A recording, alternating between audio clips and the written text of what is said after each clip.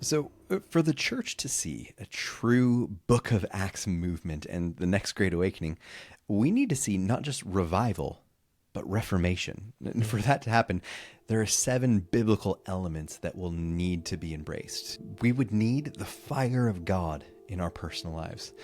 We would first care for the needs of those in the church, then for the needs of those in our communities. We would unashamedly evangelize our neighbors and our city as a lifestyle. We would impact the 7 spheres of influence in our society. We would have a second Protestant Reformation. And finally, we would send 200,000 new missionaries to the unreached peoples of the earth. Yeah, and if we do, we could push back the coming collapse and complete the first part of the Great Commission in this generation. True. Now, that fire of God you mentioned is the pietistic element of revival, repenting of our sin, repairing our relationship with God, and pursuing holiness and sanctification. Yeah. This is the foundation for any great move of God in the world. Yeah. And the next 2 steps are for the church to first take care of the physical and social needs of her own, and then for the surrounding community. One of the most effective ways the early church demonstrated the truth of the gospel to a lost and dying world was by their love and devotion to one another. Yeah. The physical and social needs of their poor and vulnerable brothers and sisters were both known and met through their fellowship and self-sacrificial giving as well. Yeah, and then to the degree that God enables us, we have to do the same for those in our local communities. Exactly. The Bible does not instruct the government to meet these needs. It instructs the family to. Then, as a backup, it gives sole authority to the church as the spiritual family to help meet those needs. Wow. The government has no place here and usually does more harm than good when it takes on a role that God didn't design for it. The early church worked hard to meet the needs of the poor and vulnerable unbelievers all around them, ministering to the sick and dying, sharing their limited food, and daily practicing acts of self-sacrifice and mercy demonstrated the power of the gospel to a pagan and persecuting society. Wow, so good. And that, of course, dovetails with the next step, which is evangelizing our neighbors and cities. The early church was aggressive and fearless about sharing their faith publicly in a society that was far more antagonistic towards Christianity than ours is today. Acts actually reports that their numbers grew daily as a result. In contrast, Barna research found the vast majority of Christians in America have never shared their faith, and nearly half of millennials, get this, believe doing so would be morally wrong. If we're going to see a great awakening, we must train the church in America in sodal structures and go out and evangelize as a lifestyle. But God's redemption doesn't stop at individuals. It's true. Colossians 1:19 states that God isn't just reconciling all people, but all things to himself. As we disciple people, they increasingly impact the spheres of influence in society, and institutions begin to change.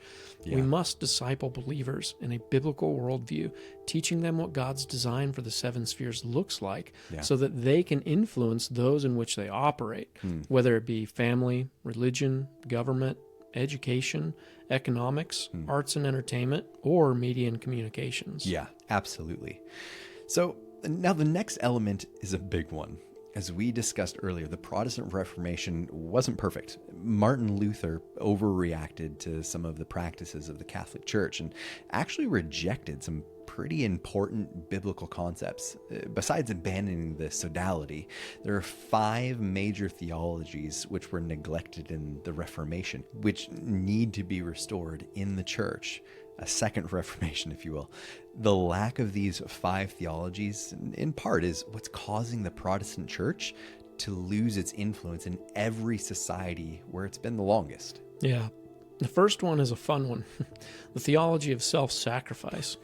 Now, as an Augustinian monk in the early 16th century, Luther probably experienced his fill of asceticism.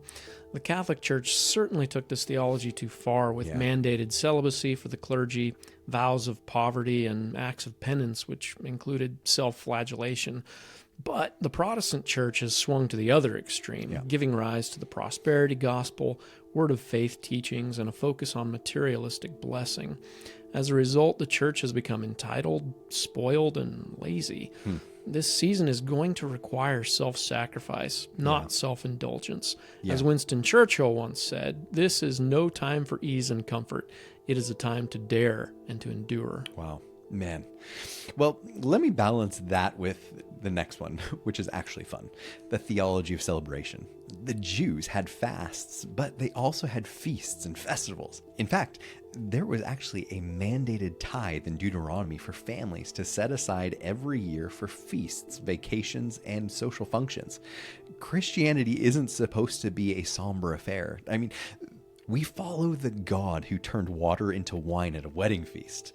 The church should be the spiritual life of the party in any society, bringing not just hope, but joy. It's difficult to see the good news through a bunch of Christian curmudgeons. For sure. The next one follows suit, the theology of beauty. This one the Catholic Church understood, though again, probably practiced in excess. But no one can deny the fact that Catholic and even Orthodox chapels and cathedrals are national treasures and remain awe-inspiring examples of architecture centuries after they were built, while Protestant churches are largely boring, forgettable, and pragmatic affairs. Furthermore, when the church was the main patron of artists, it produced a golden age in that sphere. Today, the church largely imitates rather than innovates in the arts and entertainment. But what's worse is that Christians today don't even see God or his law as beautiful anymore. I mean, we can only inspire this dark and ugly world with light and beauty. Wow. That is so good. So the next one is the theology of community. Old Testament Israel, the early church, Catholic monastic movements, and Celtic Christianity all embraced this theology. But the Protestants have drifted into individualism, seeing faith as personal rather than corporate.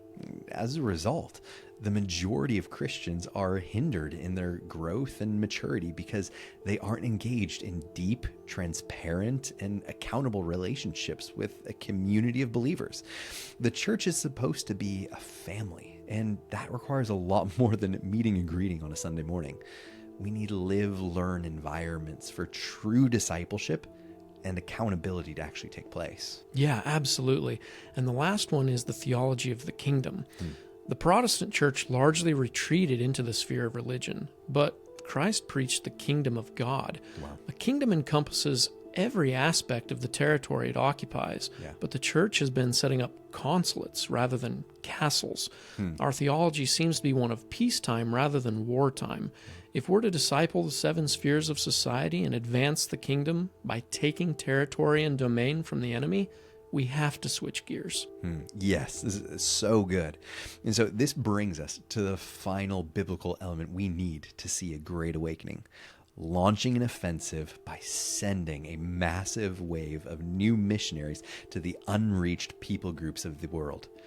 Because if we really want to extend this unipolar moment, sending is going to be absolutely critical. Absolutely critical.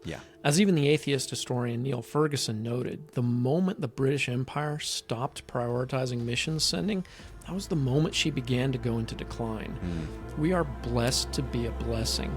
As the parable of the talents demonstrates, if we don't steward what God has entrusted to us, he takes it and gives it to someone else who will. Hey, I'm Josh. And I'm Joshua. Thanks for watching the 10th installment of this series discussing not just revival, but reformation of the church and of society. And join us in the next segment as we discover what could be the greatest move of God in all of history.